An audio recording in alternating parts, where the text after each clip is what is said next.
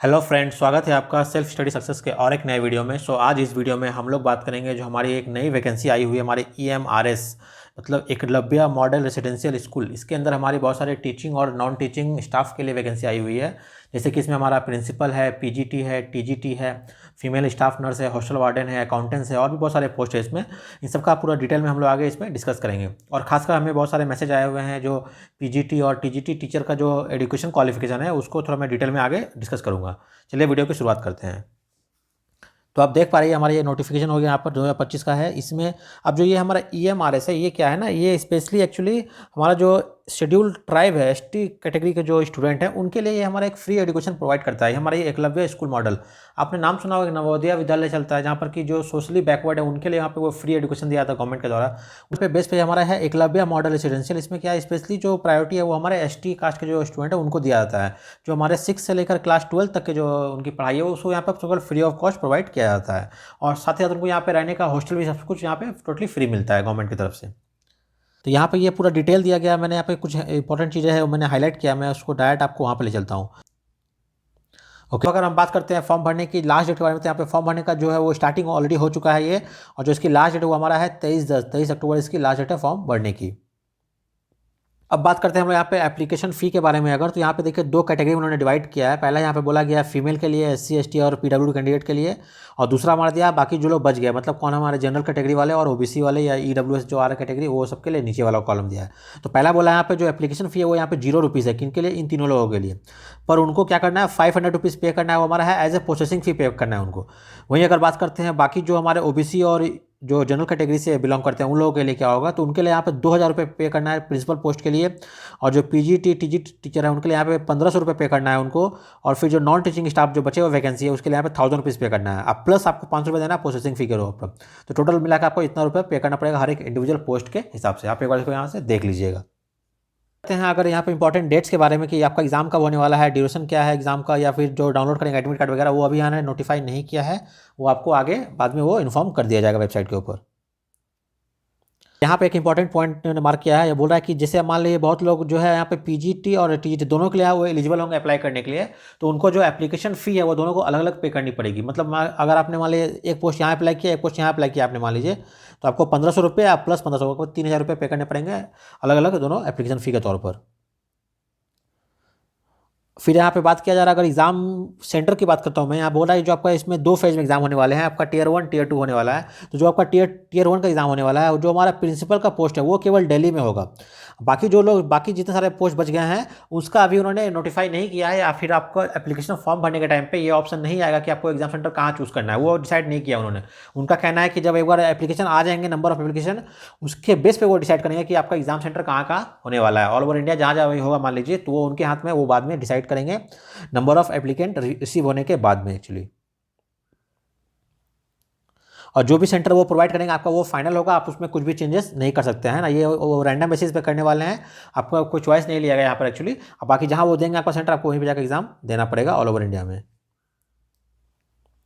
और इन सबकी जो आपकी जानकारी है वो आपको उनके वेबसाइट पर रेगुलर विजिट करने के लिए बोला जा रहा है, ताकि वहाँ पर आपको सारा अपडेट मिलता रहेगा। ओके, अब यहाँ से देखिए शुरू हो रहा है मेन इसका चैप्टर 3 में। अब यहाँ पे जो मैंने आपको बताया पोस्ट और कितने सारे वैकेंसी यहाँ पे नाम दिया है। पहला क्या दिया, हमारा प्रिंसिपल है, वहाँ पर PGT है, TGT है, फीमेल स्टाफ नर्स है, हॉस्टल वार्डन है, अकाउंटेंट्स है, जूनियर सेक्रेटरी असिस्टेंट है, यहाँ पर लैब अटेंडेंट। टोटल इतने सारे ये पोस्ट के नाम हो गए। और इनके यहाँ पे दिया नंबर ऑफ वैकेंसी कितनी, आप यहाँ पर एक बार डिटेल में देख लीजिएगा। आगे यहाँ पे देखिए, यहाँ पे सारा उन्होंने फिर बाइफरेट किया है अलग अलग की प्रिंसिपल के पोस्ट के लिए यहाँ पे कितने सारे जनरल में है, OBC कितने, SC ST कितने सारे यहाँ पे दिया हुआ डिटेल में। आप इसको जैसे एक बार देख लीजिए एक बार। तो ये हमारा हो गया PGT टीचर के बारे में। यहाँ पे इंपॉर्टेंट क्या सब्जेक्ट से, मान लिया कोई अगर बनना चाहता है हमको PGT में, तो क्या होता है पोस्ट ग्रेजुएट टीचर, ठीक है। इसके अंदर वैकेंसी है हमारी English, Hindi, math, chemistry, biology, history, geography, economics, ये सारे उनके पोस्ट होंगे जो इनके वो टीचर कहलाएंगे बनने के बाद। तो ये सारा आप सबके सामने भी कितनी कितनी किसकी वैकेंसी आई है वहाँ पे दिया गया। आप एक बार आपने आपका जो भी कैटेगरी बिलोंग कर रहा है आप उसके हिसाब से अपने देख लीजिए वैकेंसी कितनी है टोटल। यहाँ पे 1460 वैकेंसी है ओवरऑल टोटल में। ये हमारा हो गया पोस्ट ग्रेजुएट टीचर के लिए, PGT के लिए। अगला वाला हमारा जो उसके एक नीचे है वो हमारा है TGT। वो क्या होता है, हमारा ट्रेंड ग्रेजुएट टीचर। तो पहले वाले में था पोस्ट ग्रेजुएट, वहाँ पे चाहिए मिनिमम मास्टर डिग्री, ये वाले में चाहिए मिनिमम ग्रेजुएशन। तो यहाँ पे भी सेम डिवाइड किया गया। यहाँ पे हिंदी है, इंग्लिश है, मैथ है, फिर यहाँ पे सोशल साइंस कर दिया है, और फिर यहाँ पे साइंस है, यहाँ पे कंप्यूटर साइंस है। सबका अलग अलग वैकेंसी दिया है, आप एक बार जस्ट देख लीजिए। फिर अदर पोस्ट है। अब इसमें जो और एक कैटेगरी यहाँ डिवाइड किया गया है, जो हमारा टीजीटी वाला है, ट्रेंड ग्रेजुएट टीचर, इसमें कुछ आ रहे हैं जो हमारे रीजनल लैंग्वेज के टीचर बनने वाले हैं, उनके लिए यहाँ पे अलग यहाँ पे लैंग्वेज दिया गया है। तो आपको इन लैंग्वेज में से किसी एक में आपको अप्लाई करना पड़ेगा। फिर यहाँ पे कुछ आ गया बचे हुए में, यहाँ पे मिसलेनियस पोस्ट में आ जा रहा है। इसमें हमारा म्यूजिक टीचर होंगे, आर्ट्स टीचर होंगे, फिर पीटी टीचर होंगे, लाइब्रेरी होंगे। इसको यहाँ पे डिवाइड किया गया, इसमें देख लीजिए आप एक बार। ओके, फिर यहाँ पे ये है हमारा नॉन टीचिंग स्टाफ में, जिसमें हॉस्टल वार्डन हो गया, फिर फीमेल नर्स का हो गया, अकाउंटेंट्स हो गया, इसका वैकेंसी यहाँ पे दिया गया है। ओके, यहाँ पे आगे फिर आगे यहाँ पे दिया गया है जो भी हमारा बेंचमार्क डिसेबिलिटी वाले जो कैंडिडेट होंगे उनको किस कैटेगरी में किस तरह का होना चाहिए, यहाँ पे दिया है डिटेल में। आप उसकी वजह से देख लीजिए कि आप एलिजिबल हैं या नहीं है। यहाँ पे कुछ फिर अदर इंस्ट्रक्शन दिया गया। इसमें सबसे इंपॉर्टेंट यहाँ पे एक में मार्किंग किया हुआ है, बोल रहा है कि जो आपका फॉर्म भरने की लास्ट डेट है वो आपका फिलहाल अभी 23/10 है। ठीक है, हो सकता है ये डेट आपका आगे भी बढ़ सकता है, लेकिन क्या बोला जा रहा है यहाँ पर, इस फॉर्म को भरने का आपका जो कट ऑफ डेट है, जो जहाँ पर आपका एज का क्राइटेरिया फिल होगा, आपका एजुकेशन क्वालिफिकेशन होगा, वो सबका लास्ट डेट भी यही रहने वाला है। और अगर फॉर्म भरने की डेट आगे एक्सटेंड होती भी है मान लीजिए, तब भी आपका जो ये क्राइटेरिया है वो आपका सेम डेट ही रहने वाला है, यहाँ पे वो मेंशन किया गया है। अब यहाँ से देखिए उनका दिया रहा है सैलरी के बारे में बता रहा है कि कौन सा किस लेवल में आ रहा है। तो यहाँ पे अलग अलग पोस्ट दिया गया है। तो जो यहाँ पे अगर पोस्ट की बात करता हूँ, सबसे पहले जो यहाँ टॉप में है प्रिंसिपल है। जो प्रिंसिपल की पोस्ट है वो हमारा लेवल 12 की पोस्ट है। फिर हमारा जो पीजीटी है वो हमारा लेवल 8 है, टीजीटी वाला हमारा लेवल 7 है, लाइब्रेरियन का लेवल 7 है, 6 है, ऐसा करके यहाँ पे ये इनका सैलरी के बारे में डिटेल दिया गया है, कौन किस लेवल पर है। आगे फिर यहाँ पे दिया गया हमारा स्कीम क्या है एग्जाम का। तो यहाँ पे बोला है जो हमारा एग्जाम का मोड है वो हमारा क्या होगा, ओएमआर होने वाला है, लेकिन वो पीपी होगा, मतलब पेन एंड पेपर पे। ये कंप्यूटर पे हमारा एमसीक्यू वाला टेस्ट नहीं होने वाला है, कंप्यूटर बेस्ड टेस्ट ये, बल्कि पेपर और पेन पर आपका होगा ओएमआर के रूप में। ये हमारा पेपर 1 है। और जो हमारा पेपर 2 होगा वो हमारा होगा डिस्क्रिप्टिव में प्लस एमसीक्यू दोनों रहने वाला है। तो पेपर 1 ओनली हमारा एमसीक्यू रहेगा, आपको क्वालिफाई करना है, फिर आप पेपर 2 के लिए एलिजिबल हो जाएंगे। फिर पेपर 2 में आपका जो है वहाँ पर डिस्क्रिप्टिव और एमसीक्यू दोनों रहने वाला है, और जो आपकी फाइनल मेरिट है वो आपका पेपर 2 के आधार पर ही बनने वाली है। फिर आपको बोला जा रहा है पेपर का जो चॉइस होगा यहाँ पे, आपको हिंदी और इंग्लिश में आपका क्वेश्चन पेपर रहने वाला है, आपको ऑप्शन दिया जाएगा यहाँ पर।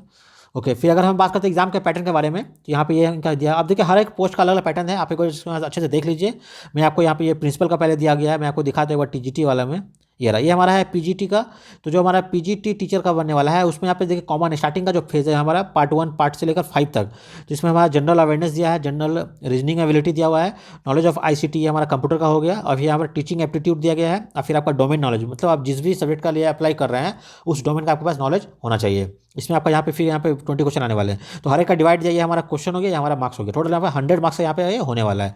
तो ये हमारा क्या है, पार्ट 1 से लेकर पार्ट 5 तक जो है हमारा ये 100 मार्क्स का होने वाला है।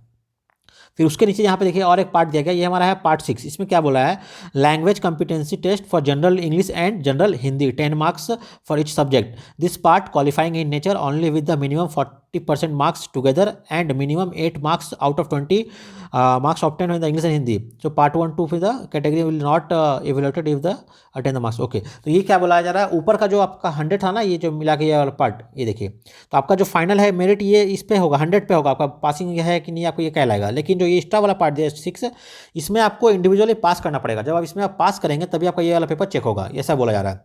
और ये हमारा मात्र 20 नंबर का आने वाला है। इसमें क्या आएंगे, तो 10 नंबर के हिंदी आएंगे और 10 नंबर का इंग्लिश आएंगे। तो आपको ये वाला लैंग्वेज पेपर आपको यहाँ पे क्वालिफाई करना पड़ेगा, और ये आउट ऑफ 20 आपको 8 लाना है, तो आप यहाँ पे क्या हो जाएंगे, क्वालिफाई हो जाएंगे।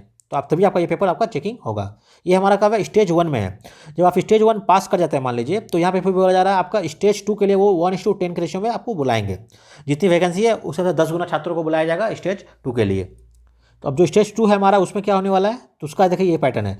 तो स्टेज 2 में हमारा फिर से यहाँ पे मेंशन किया है उन्होंने कि subject specific syllabus is uploaded on website. Okay, तो आप जिस भी पोस्ट के लिए अप्लाई कर रहे हैं, हर एक पोस्ट का अलग यहाँ पे सिलेबस दिया, आपको वो पढ़ना है, और आपका जो डोमेन का नॉलेज है आपको उसी से ये सारा क्वेश्चन बनने वाला है। तो इसमें कैसा आएंगे, तो 40 क्वेश्चन आएंगे एमसीक्यू के सेकंड वाले फेज में, अब 15 आएंगे आपको डिस्क्रिप्टिव में। ठीक है, 40 मार्क्स के यहाँ पे 60 मार्क्स आएंगे, टोटल फिर से 100 मार्क्स होगा। और यहाँ पे एग्जाम हमारा 3 घंटे का ये होने वाला है। ध्यान दीजिएगा, जो पिछला वाला हमारा एग्जाम था प्री वाला जो है, वो हमारा 2 घंटे का एग्जाम है, ठीक है ना। लेकिन जो आपका मेंस दिया हुआ, चूंकि वहाँ पर डिस्क्रिप्टिव आ रहा है, तो वो वाला हमारा 3 घंटे का एग्जाम होने वाला है। और जो आपकी फाइनल मेरिट बनेगी वो हमारा केवल पेपर 2 के आधार पर होगी। Merit of the PGT will be prepare on the tier 2 examination only. तो आपका केवल इसी 100 पे आपका फाइनल मेरिट बनेगा। आपने जो टीयर 1 पास किया वो जस्ट आपका पास था, क्वालिफाई करना था सेकंड स्टेज के लिए, आप एक बार क्वालिफाई कर जाते हैं, आपका जो फाइनल मेरिट बनेगा वो केवल सेकंड स्टेज के आधार पर ही बनेगा। यहाँ पे आपका 40 मार्क्स का एमसीक्यू आ रहा है और 60 मार्क्स का आपका डिस्क्रिप्टिव लॉन्ग क्वेश्चन आने वाला है। तो ये हमारा क्या हो गया, पीजीटी करो। अब यहाँ पे सेम देखिए टीजीटी जो है हमारा एग्जैक्टली सब कुछ सेम है, कुछ भी अंतर नहीं है। इवन पेपर 1 का जो सिलेबस है वो भी बिल्कुल सेम दिया, खाली एक यहाँ पे चेंजेस क्या दिया गया है। जो ये सेकेंड वाला स्टेज है इसमें बोला जा रहा है आपका जो हिंदी और इंग्लिश है ना, ये तो रहेगा ही, साथ में आपको और एक यहाँ पे ऑप्शन चूज करने का बोला जा रहा है, एक लैंग्वेज पेपर और यहाँ पे और आपको पास करना पड़ेगा। वो क्या है, हमारा रीजनल लैंग्वेज है। वो कितने हैं, हमारा 10 मार्क्स के हैं। ये किन के लिए होगा, क्योंकि जो लोग इसमें मैंने दिखाया आपको ऊपर, यहाँ 2 वैकेंसी थी। एक था हमारा रीजनल लैंग्वेज का, जो अगर आपको टीचर बनना है मान लीजिए, तो उसके लिए आपको यहाँ पे रीजनल लैंग्वेज का जो लैंग्वेज है वो भी यहाँ पे पास करना पड़ेगा आपको। तो यहाँ पे कितना है, 30 मार्क्स के वो हो जाएंगे। सेम चीज देखिए यहाँ पे नीचे लिख दिया है, बोला जा रहा है for all subject for TGT part 1 to 6 will be common. ठीक है, part 1 to 6 will be common and part 5 will be subject and part 6 will be as per the option exercise. तो आपने जिस ऑप्शन में सेलेक्ट किया होगा मान लीजिए, तभी आपको ये दोनों ऑप्शन में यहाँ से लैंग्वेज का चूज करना पड़ेगा। तो ये सिंपल यहाँ बोला जा रहा है। यहाँ पे यहाँ पे 20 लैंग्वेज उन्होंने बताया, जैसे मान लिया असमिया है, बंगाली है, बोडो है, डोगरी है, इंग्लिश है, जो भी आपको लेना है यहाँ पे आप इलेक्शन लैंग्वेज ले सकते हैं। किनके लिए, जो चाह रहे हैं कि हम बनेंगे टीजीटी रीजनल लैंग्वेज वाला टीचर के लिए, उस पोस्ट के लिए यहाँ पे ये एप्लीकेबल होगा। एक चीज़ यहाँ पे और बोला जा रहा है लास्ट में कि यहाँ पे जो ऑप्शन दिया है ना ये आपका 20, इस 20 में से देखिए दोबारा फिर से यहाँ पे हिंदी और इंग्लिश लिखा हुआ है। ऊपर ऑलरेडी एक पेपर आ रहा है 10 नंबर का, हिंदी और इंग्लिश पास करना है आपको, वो हमारा है जनरल हिंदी जनरल इंग्लिश। लेकिन यहाँ पे अगर जो लोग ऑप्शन में से चूज करते हैं मान लीजिए इंग्लिश या हिंदी दोबारा फिर से, तो यहाँ पे जो 10 नंबर का क्वेश्चन आने वाला है उसका जो स्टैंडर्ड होगा वो थोड़ा सा हाई रहेगा। किससे हाई रहेगा, जो नॉर्मल 10 नंबर के आ रहे हैं वहाँ पे जनरल हिंदी और जनरल इंग्लिश, उसके तुलना में यहाँ पे 10 नंबर का थोड़ा स्टैंडर्ड हाई रहेगा। यहाँ पे वो चीज़ यहाँ मेंशन किया गया है। और सेम फिर यहाँ पे 1:10 में आपको बुलाया जाएगा सेकंड पेपर के लिए, टीयर 2 के लिए बुलाया जाएगा। टीयर 2 में फिर से वही हमारा 40 और 60 का रेशियो दिया गया है। 40 MCQ आएंगे, 60 आपका डिस्क्रिप्टिव आने वाला है। ये एग्जाम फिर से 3 घंटे का ये होगा। और जो फाइनल मेरिट बनेगी वो केवल ओनली एंड ओनली ये रहा पेपर 2 के आधार पर बनेगी। तो पहला वाला पेपर जो टेस्ट करिए आपको पास करके आगे बढ़ जाना है। तो ये हमारा था एग्जाम का पूरा पैटर्न। इसके बारे में फिर यहाँ हॉस्टल वार्डन का सबका अलग दिया गया, जैसे देख लीजिए। आगे बढ़ते हैं, फिर ये अकाउंटेंट्स का हो गया यहाँ पर। इसका सिलेबस भी मैं अपने टेलीग्राम पे अपलोड कर दूंगा, आप वहाँ से एक बार देख के अच्छे से रीड कर लीजिएगा। ये हमारा जूनियर सेक्रेटरी असिस्टेंट हो गया, लैब अटेंडेंट यहाँ पर 8वां पोस्ट हो गया। ओके, फिर यहाँ पे बोला नेगेटिव मार्किंग, जो आपका MCQ क्वेश्चन आने वाला है ना उसमें आपका 1/3 नेगेटिव रहेगा।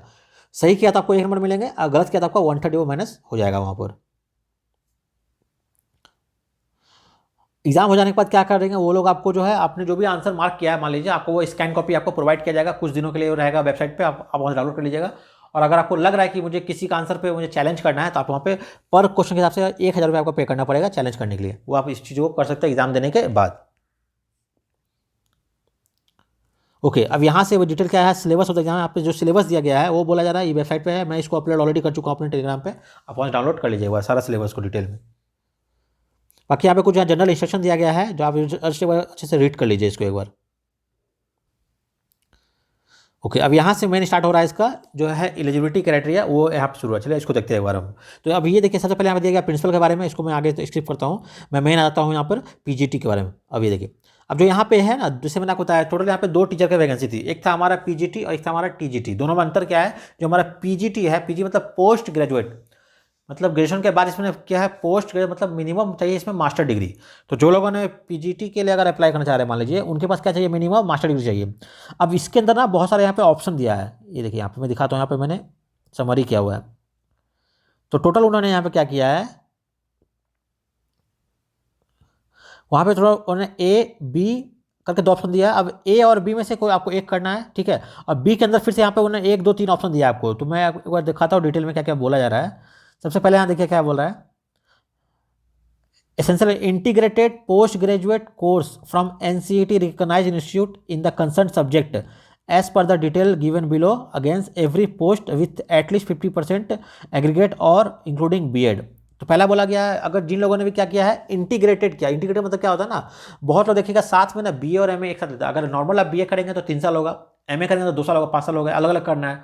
अब बहुत सारे क्या है इंटीग्रेटेड कोर्स आते हैं, मतलब एक बार में ही उन्होंने एडमिशन ले लिया है BA और MA टुगेदर, या BSc MSc का एक साथ एडमिशन ले लिया, उसको बोलते हैं इंटीग्रेटेड।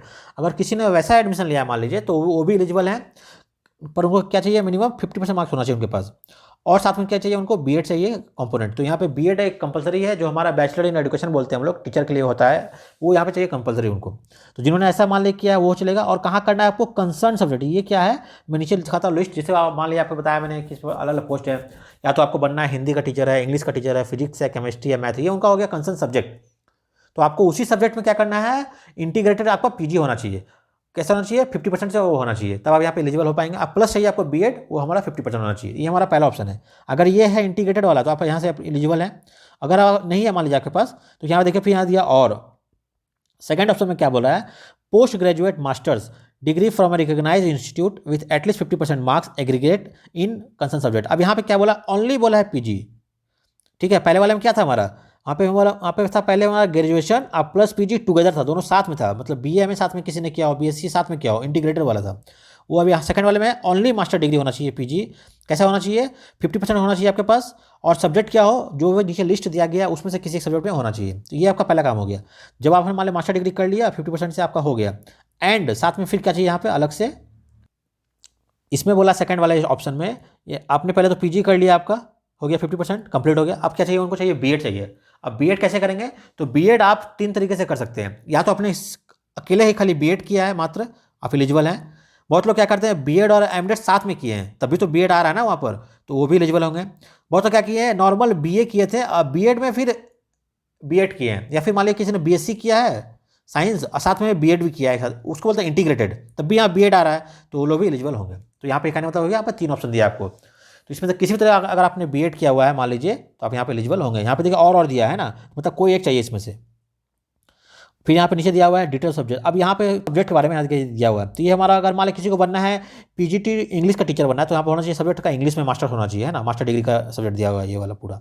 फिर अगर हिंदी है तो हिंदी होना चाहिए। अगर पीजीटी किसी को बनना है टीचर फिजिक्स का, तो वो क्या करना चाहिए उनको, तो बोला जा रहा है उनको फिजिक्स इन फिजिक्स और any specialisation in physics provided that candidate has study the physics at graduation level.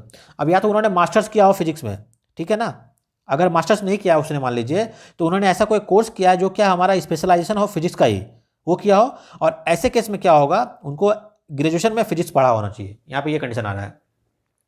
अगर उन्हें प्रॉपर मास्टर्स किया है फिजिक्स में तब कोई दिक्कत नहीं है, ठीक है। अगर उन्होंने फिजिक्स में मास्टर्स नहीं किया है, तब यहाँ पे देखिए और दिया है, तब बोला जा रहा है कि या तो आपने फिजिक्स में कोई और स्पेशल कोर्स किया हो, लेकिन उस केस में क्या होगा, आपने जो है अपने ग्रेजुएशन में फिजिक्स आपने पढ़ा होना चाहिए एज ए सब्जेक्ट, तब आप यहाँ पे एलिजिबल हो पाएंगे। सेम चीज़ यहाँ पे बोला गया, देखिए मैथ के लिए भी है, इकोनॉमिक्स है, बायोलॉजी है ना, ज्योग्राफी है, मान लीजिए देखिए यहाँ पे हिस्ट्री है, इन हिस्ट्री में। तो ये था हमारा पहला। फिर लास्ट में यहाँ पे फिर बोला डिजायरेबल में क्या है, आपका अगर एक्सपीरियंस है तो ठीक है ना, फिर experience working of residential school, computer knowledge चाहिए, तो ये सारी चीज़ है। तो ये है आपका, ये कंपलसरी नहीं है, आपका डिजायरेबल अगर है तो आप अप्लाई कर सकते हैं। ये था ऊपर नॉर्मल के लिए। अब यहाँ पे बोला गया पीजी जो आपका कंप्यूटर साइंस है ना, उसको थोड़ा अलग वहाँ पे उन्होंने रखा है क्राइटेरिया वगैरह। तो वो क्या रखा हुआ उन्होंने, तो जो एमएससी वाले हैं मान लीजिए, तो यहाँ पे सेम 40 ईयर्स इनका रखा हुआ एज, तो बोला एमएससी से किन्हें क्या हो कंप्यूटर में या एमटेक किया हुआ मान लो वो अप्लीकेबल होंगे। और एक बोला note, it is clear that the promotion in future BEd will be required. तो जो एमएससी करके आ रहा है मान लीजिए, उनको अगर चाहिए भविष्य में प्रमोशन, तो उनको भी बीएड आगे करना पड़ेगा, ये बोला जा रहा है। तो ये था हमारा कौन सा, पीजीटी। यहाँ पे आ रहा है मेन ये वाला, ये हमारा टीजीटी। टीजीटी में क्या था हमारा, ये हमारा ट्रेंड ग्रेजुएट टीचर, इसमें चाहिए ओनली नॉर्मल ग्रेजुएशन पे ये वाला अप्लाई कर सकते हैं। इसके लिए कितना है एज हमारा, 35 ईयर एज यहाँ रखा गया है। अब इसमें क्या बोला देखिए यहाँ पे ए बी और सी, आपको ये ए बी सी तीनों को फुलफिल करना है, तभी आप एलिजिबल हो पाएंगे। अब जो ए बी सी है ना, उस हर एक के अंदर उन्होंने ऑप्शन दिया है, जिसके यहाँ पे मैंने यहाँ पे समराइज किया है। आपका ये ए बी सी आपको करना है, पहला बात तो हो गया। फिर जो आपका ए है, ए के अंदर उन्होंने 1 2 3 ऑप्शन दिया है, इसमें से कोई भी एक ऑप्शन आपका होना चाहिए। फिर आपका जो बी है, उसमें भी फिर 1 और 2 ऑप्शन दिया हुआ है आपको। अब फिर आपका जो सी है वो आपका यहाँ कंपलसरी है, जो हमारा क्या है सीटेड क्वालिफाई आपका होना चाहिए पेपर 2 का, तभी आप एलिजिबल हो पाएंगे। तो सी बहुत ईजी है। बाकी यहाँ पे ज़्यादा कंफ्यूजन ए और बी में है, मैं ए और बी को आगे डिटेल में दिखाता हूँ आपको। अब देखिए अगर मैं बात करता हूँ पॉइंट ए के बारे में, तो पॉइंट ए में यहाँ बोला गया 2 ऑप्शन दिया आपका 1 और 2। क्या बोला जा रहा है, ये हमारा किस बेस पे हमारा है, ये हमारा ओनली ग्रेजुएशन पे है ये, ठीक है ना। अब बोले 4 years integrated graduation degree course from NCET recognised institute with at least 50% marks in all subject individually as well as aggregate. इसमें क्या बोला, तो आपको चाहिए यहाँ पे 4 years का किसी ने क्या किया हो, इंटीग्रेटेड किया हो ग्रेजुएशन, है ना। बहुत लोग करते हैं नॉर्मल ग्रेजुएशन, बहुत लोग मान लिया, बोलता है एग्जांपल इसका बेस्ट होगा, मान लिया किसी ने BA LLB कर लिया, है ना, BA B.Ed कर लिया, तो वो क्या हुआ साथ में इंटीग्रेटेड हो गया, मैंने एक साथ में 2 कोर्स कर लिया उन्होंने, तो वो यहाँ पे एलिजिबल हो पाएंगे। जिन्होंने किसी ने भी अगर 4 years का मान ऐसा कुछ किया हुआ है, तो कर तो रहे हैं ग्रेजुएशन ही, वहाँ पर मानते हैं वो इंटीग्रेटेड है, एक साथ 2 आप कर ले रहे हैं, पर काउंट होगा एज ए ग्रेजुएशन में भी वो। तो यहाँ पे पहला वाला है उनके लिए, उनको चाहिए 50% मार्क्स हर एक सब्जेक्ट में चाहिए उनको, अब प्लस ओवरऑल चाहिए 50% मार्क्स, ये होगा पहला कंडीशन है। तो इंटीग्रेटेड होना चाहिए आपका, ये हो गया। अब इसके साथ में और दिया, अगर मान लीजिए किसी ने इंटीग्रेटेड वाला नहीं किया, मान लीजिए किसी ने नॉर्मल किया, प्लेन किया है ग्रेजुएशन, जैसे मैंने किया प्लेन वाला, तो क्या होगा उसका कंडीशन, तो बोला बैचलर डिग्री हो सेकंड ऑप्शन देखिए यहाँ पर, बैचलर डिग्री हो या फिर ऑनर्स किया आपने चलेगा, from institute with at least 50% marks in subject, in all subject individually also in aggregate. तो सेकंड वाला ऑप्शन क्या बोला गया है, सेकंड वाला ऑप्शन में बोला जा रहा है या तो आपने ओनली प्लेन ग्रेजुएशन किया है और आपको होना चाहिए 50% मार्क्स, तो आप यहाँ पे एलिजिबल है, हर एक सब्जेक्ट पे होना चाहिए और आपका ओवरऑल होना चाहिए 50% मार्क्स, तो ये हो गया। तो पहला वाला था हमारा इंटीग्रेटेड वाला बोला, सेकंड वाला ओनली प्लेन ग्रेजुएशन चाहिए आपका, और फिर और एक ऑप्शन यहाँ पे दिया गया है थर्ड ऑप्शन में, इसमें क्या बोला जा रहा है, post graduate in concern subject या फिर any specialisation in concern subject. यहाँ पे दो लाइन बोला गया, जो हमारा है ना कंसर्न सब्जेक्ट, ये क्या एक नीचे लिस्ट दिया गया है, वो हमारा है कंसर्न, जैसे कि हिस्ट्री, ज्योग्राफी, पॉलिटी, जिसका भी आपको टीचर बनना है वो आपका हो जाए कंसर्न सब्जेक्ट, ठीक है। तो आपके या तो उसमें आपका होना चाहिए पोस्ट ग्रेजुएशन। अब यहाँ पे ध्यान दीजिए क्या बोला, पोस्ट बोला है, हम लोग बात कर रहे हैं किसकी, हम लोग बात कर रहे हैं यहाँ पे टीजीटी वाले के। टीजीटी का मिनिमम क्वालिफिकेशन क्या है, ओनली चाहिए ग्रेजुएशन, पर यहाँ पे एक ऑप्शन और दिया है और करके, उसमें जो लोगों ने पोस्ट ग्रेजुएशन किया वो लोग यहाँ अप्लाई कर सकते हैं, अगर उनकी पहली दो कंडीशन फुलफिल नहीं हो पा रही है ऊपर से, तो तीसरे वाले ऑप्शन उनके लिए यहाँ पे दिया गया। चलिए इसको हम लोग डिटेल में देखते हैं पहले क्या बोल रहा है। तो पोस्ट ग्रेजुएशन चाहिए उनको, ठीक है, सब्जेक्ट में चाहिए, या फिर आपने नहीं किया मान लीजिए तो आपका कोई स्पेशलाइजेशन किया हो आपने, वो विथ मिनिमम 55, यहाँ पे देखिए बोला 55, हर जगह कितना था 50 था, पर यहाँ पे अगर चूंकि ये तो एक उनको एक्स्ट्रा दे रहे हैं रिलैक्सेशन हम लोग भरने के लिए फॉर्म को, ये मिनिमम चाहिए इसमें ग्रेजुएशन, पर हम अलाउ कर रहे हैं पोस्ट ग्रेजुएशन वाले को भी, तो उसको चाहिए यहाँ पे मिनिमम 55% मार्क्स और equivalent grade, provided that the candidate has studied the subject mention in the note below in graduation level and 3 years integrated BEd MEd from NCET recognised institute with 50% marks. अब यहाँ पे देखिए बहुत सारा condition दिया है, बोल रहा है अगर वैसा कैंडिडेट जो चाहते हैं ये वाला फॉर्म को भरना, तो उनको होना चाहिए पोस्ट ग्रेजुएट पहला बात, ठीक है, अगर नहीं है मान लीजिए तो कोई होना चाहिए स्पेशल कोर्स किया हुआ उसके लेवल का, वो भी चलेगा, और चाहिए 55% चाहिए उनको, पहला बात ये हो गया। और अगर ऐसा कंडीशन में आप जिस सब्जेक्ट के लिए भर रहे हैं वो सब्जेक्ट आपने पढ़ाई किया हो कहाँ पर, अपने ग्रेजुएशन में किया हो, ठीक है। वो कैसे करेंगे वो नीचे मैं दिखाता हूँ, आगे लिस्ट में दिया गया है, आपको ग्रेजुएशन में वो सब्जेक्ट हर 3 साल पढ़ना है, तभी आप एलिजिबल हो पाएंगे यहाँ पर। और साथ में क्या है, आपको चाहिए इंटीग्रेटेड बीएड और एमएड चाहिए यहाँ पर, अकेला वाला नहीं चाहिए, बोला यहाँ पे इंटीग्रेटेड बीएड और एमएड विथ 50% मार्क्स, तब आप एलिजिबल हो पाएंगे। इतना सारा कंडीशन इसमें वो दिया गया है। अब जो यहाँ पे बात कर रहे हैं लोग कंसर्न सब्जेक्ट या फिर जो मेंशन है वो मैं दिखाता हूँ लिस्ट पहले, ये रहा, ये देखिए यहाँ से दिया गया है post wise elective subject and language in the combination of subject. अब इसमें क्या बोला जाए, मान लिया कोई अप्लाई करना चाहता है टीजीटी हिंदी के लिए, तो बोला studied Hindi as an elective और main subject in all the 3 years of graduation. उनको यहाँ पे ग्रेजुएशन में 3 साल उन्होंने वो सब्जेक्ट को पढ़ाई किया हो, तभी वहाँ पे वो एलिजिबल हो पाएंगे। फिर यहाँ बोला अगर मान लीजिए किसी को करना है इंग्लिश के लिए, तो studied English as a subject in the all 3 years।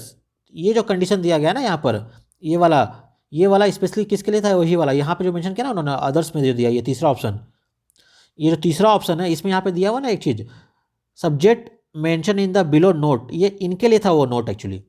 तो जो लोग भी, ये चूँकि एक एक्स्ट्रा एडवांटेज दिया जा रहा है, ये है पोस्ट ग्रेजुएशन वालों के लिए, बोला जा रहा है ठीक है जो पोस्ट ग्रेजुएट वो भी भर सकते हैं इसको, तो उस केस में उनका कंडीशन थोड़ा अलग बना के रखा है उन्होंने। तो उस केस में बोला जा रहा है आपने पोस्ट ग्रेजुएशन किया हो पहले उस सब्जेक्ट में, अगर फिर साथ में बोला है आपने अपने ग्रेजुएशन में वो सब्जेक्ट को 3 साल पढ़ाई किया हो, और प्लस चाहिए आपको बीएड और एमएड टुगेदर वाला चाहिए 50% के साथ में, तब आप यहाँ पे एलिजिबल हो पाएंगे। ये था इसका ऑप्शन नंबर 3 का। तो टोटल हो गया यहाँ पे 3 ऑप्शन, पहला है इंटीग्रेटेड नॉर्मल, सेकंड वाला नॉर्मल बैचलर, और तीसरा वाला में अगर उल्टा करके जा रहे हैं मान लिया आपने पोस्ट ग्रेड किया तो उसके लिए एक कंडीशन यहाँ पे ये था। तो ये था हमारा पहला वाला पार्ट। पहला पार्ट में हो गया ए में यहाँ पे दिया गया था उन्होंने 3 ऑप्शन, ये 3 ऑप्शन मैंने कवर किया। अब जो इसका पार्ट बी है वो भी आपका कंपलसरी है। उसमें क्या बोला है पार्ट बी में, तो पार्ट बी में ये लोग मांग रहे हैं आपसे बैचलर डिग्री इन एजुकेशन, मतलब क्या है बीएड। अब इसमें 2 ऑप्शन दिया है, आप बीएड 2 तरीके से कर सकते हैं। पहला वाला है, एक है बीएड विथ एनसीईटी नॉर्मल 50% चाहिए, तो आपने नॉर्मल बीएड किया है वो हो गया एक, और दूसरा वाला बोला है 3 years का इंटीग्रेटेड बीएड और एमएड चाहिए आपको टुगेदर वाला, वो भी चाहिए 50% में, तो आप यहाँ पे एलिजिबल हो पाएंगे। अब एक चीज़ यहाँ पे ध्यान दीजिए, यहाँ पे जो सेकंड वाला ऑप्शन दिया है ना, सेम ऑप्शन यहाँ पे था, देखिए ऊपर जो तीसरा वाला का ऑप्शन दिया था ना, यहाँ पे देखिए सेम दिया हुआ है। तो यहाँ पे ये लाइन दोबारा लिख दिया है, इसका मतलब इस वाले ऑप्शन में क्या किया है ना उन्होंने, यहाँ पे बोला जो लोग इस तरीके से आना चाहते हैं मान लीजिए इस टीजीटी टीचर के लिए, तो उनको यहाँ पे चाहिए कंबाइंड वाला चाहिए, बीएड एमएड दोनों होना चाहिए, तभी यहाँ पे वो एलिजिबल हो पाएंगे, है ना। ओनली बीएड करके यहाँ पे वो एलिजिबल नहीं हो पाएंगे, क्योंकि यहाँ पे देखिए एंड करके उन्होंने इसी सेम पैराग्राफ में उन्होंने डिटेल लिख दिया है। तो इसलिए यहाँ पे क्या हो जाएगा, उस केस में उनको चाहिए दोनों कंबाइंड वाला। ओके, यहाँ पे फिर देखिए लास्ट में फिर यहाँ पर एक दिया सीटेट बोला क्या, qualified in the central teacher eligibility test paper 2 conducted by the government of India, CTET certificate is issue on before the closing date of essential. अब बोला जाए ग्रेजुएशन चाहिए, ठीक है, बी वाले में था आपका बीएड चाहिए, और सी वाले में आपका है सीटेट क्वालिफाई चाहिए, आपका वो कंपलसरी है। जो लोग वो भी क्या है, पेपर 2 चाहिए आपका क्वालिफाइड, और जो भी इसकी कट ऑफ डेट है, लास्ट डेट है, उस डेट तक आपके पास वो सर्टिफिकेट होना चाहिए सीटेड वाले का अभी कंप्लीट, तभी आप जो यहाँ पे एलिजिबल हो पाएंगे। और एक यहाँ पे कॉमन चीज बोला गया है, बोला जा रहा है, ये देखिए नोट में, only respect to the TGT regional language degree education as approve by the state government और teacher post as the cut off date result for the CC law. यहाँ पे एक पोस्ट था ना उसमें कि जो चाहिए जिनको बनना है रीजनल लैंग्वेज का टीचर, वो लोगों के लिए बोला जा रहा है। अगर वो लोगों ने अपने स्टेट गवर्नमेंट वाले से अगर मान लिया किया है बीएड वाला चीज़, तो वहाँ पे वो भी एलिजिबल होंगे इस फॉर्म में भरने के लिए, पर उनको क्या है, लास्ट डेट से पहले सब कुछ यहाँ पे होना चाहिए, ठीक है ना। ओके, और एक यहाँ पे नोट दिया गया है, बोला है 4 year integrated graduate degree with BEd component is not necessary for however the 50% marks in the individual in the recruitment. Okay, तो बोला गया जो था ना पहला वाला कंडीशन, इसमें क्या था हमारा ABC था। अब ए वाला का जो पहला वाला पार्ट है, ये बोला ना 4 ईयर इंटीग्रेटेड, अगर किसी ने मान यहाँ पे BA किया है और प्लस यहाँ पे बीएड भी कर लिया है, इंटीग्रेटेड में किया 4 ईयर्स में, तो यहाँ पे ऑलरेडी बीएड आ गया है, तो इन लोगों के लिए जो है ये जो बी ऑप्शन था ना जहाँ पे बीएड मांग रहे हैं, ये वाला वहाँ पे एप्लीकेबल नहीं होगा, जाहिर सी बात नहीं होगा, उनका ऑलरेडी बीएड तो वहाँ से हो गया है ना, तो ये थोड़ी फिर कंपलसरी अलग से यहाँ पे चीज़ मेंशन कर दिया गया है। तो ये था हमारा सीटेट का यहाँ डिटेल में। अब यहाँ पे सारे हर एक सब्जेक्ट का दिया है डिटेल वगैरह, इसके अंदर लिखा हुआ है आपको वो सब्जेक्ट हर 3 साल पढ़ाई होना चाहिए, यहाँ पे मेंशन किया है स्पेशली करके। अब जो मान लीजिए जिनको बनना है टीजीटी टीचर साइंस का है ना, तो साइंस में क्या है सब्जेक्ट आपका है, बायोलॉजी है, बॉटनी है, जूलॉजी है, वो कैसे होना चाहिए पढ़ना यहाँ पे डिटेल में दिया गया, इसको जैसे एक बार रीड कर लीजिए, यहाँ पे वो आइडिया हो जाएगा।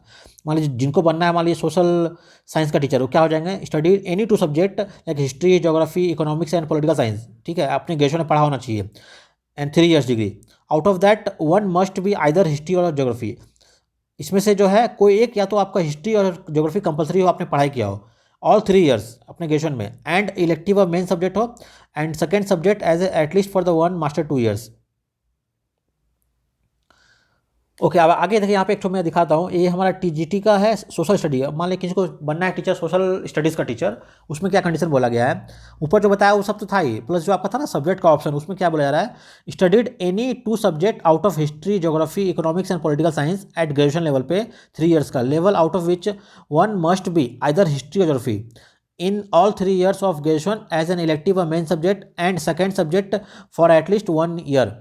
ये 4 में से आपको कोई 2 पढ़ना है, और उस 2 में से बोला है आपका हिस्ट्री और ज्योग्राफी कंपलसरी होना चाहिए 3 साल में, ठीक है। बाकी जो एक सब्जेक्ट बच गया वो आपका आपने किसी भी 1 साल पढ़ाई किया तब भी आपका चलेगा, लेकिन आपका जो हिस्ट्री ज्योग्राफी है वो आपका अनिवार्य है कि आपने 3 साल आपने वो पढ़ाई किया हो किसी भी एक, या तो आपने हिस्ट्री पढ़ाओ या आपने ज्योग्राफी पढ़ाओ, लेकिन आपको पढ़ना है ऑल 3 ईयर्स, तभी आप इसके लिए आप एलिजिबल हो पाएंगे। The candidate who studied under choice based system they are also eligible, तो यहाँ सेम था। फिर हमारे यहाँ रीजनल लैंग्वेज के बारे में बताया गया, सेम टू सेम यहाँ पे दिया गया।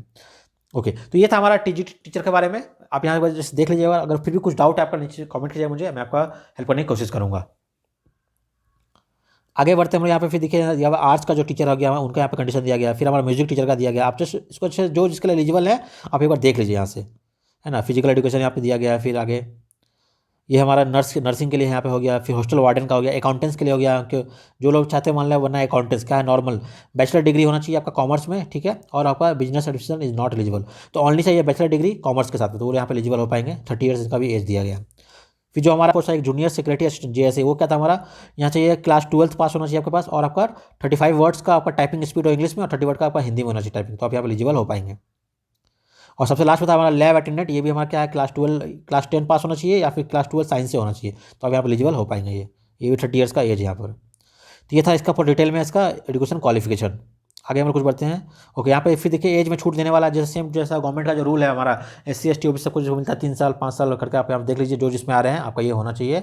और हर इसका जो सर्टिफिकेट का फॉर्मेट है वो यहाँ पे इन्होंने फॉर्म के लास्ट में दिया गया है, आपका फॉर्मेट उसी आपका जो सर्टिफिकेट है उसी फॉर्मेट में वो होना चाहिए। और सबके लिए क्या जो हमारा कट ऑफ डेट है वो हमारा सेम 23/10 ही आपका कट ऑफ डेट रहने वाला है। ये इसका हो गया रिजर्वेशन के बारे में। यहाँ पर अदर डेट, यहाँ पे कुछ अदर्स उन्होंने कंडीशन वगैरह दिया, अगर आपने एग्जाम में हॉल में कुछ किया आपका वो कैंसिल कर देंगे। ये हमारा तो यहाँ से हमारा स्टार्ट हो गया अपेंडिक्स, तो ये हमारा हो गया टोटल। आगे आप सारा SC ST OBC अलग अलग फॉर्मेट दिया है, आप इसी फॉर्मेट में जाकर वो अपना सर्टिफिकेट वगैरह को बना लीजिएगा अपना। तो ये था हमारा जो है एकलव्य मॉडल स्कूल के अंदर जो हमारा वैकेंसी है, ये टीचिंग और नॉन टीचिंग के लिए बहुत ही अच्छी वैकेंसी है। स्पेशली मैं बोलूँगा नंबर ऑफ जो पोस्ट है बहुत ज़्यादा है ना, तो जो लोग एलिजिबल है उसको अच्छे से कीजिए। यहाँ सारा सिलेबस वगैरह दिया गया, इसमें अच्छे से तैयारी को आगे कर सकते हैं। अगर फॉर्म भरने में कोई दिक्कत आ रहा है या फिर कहीं भी कुछ समझने में दिक्कत आ रहा है, आप मुझे कमेंट कीजिए, मैं आपका हेल्प करने की कोशिश करूँगा। चलिए मिलते हैं अगले वीडियो में।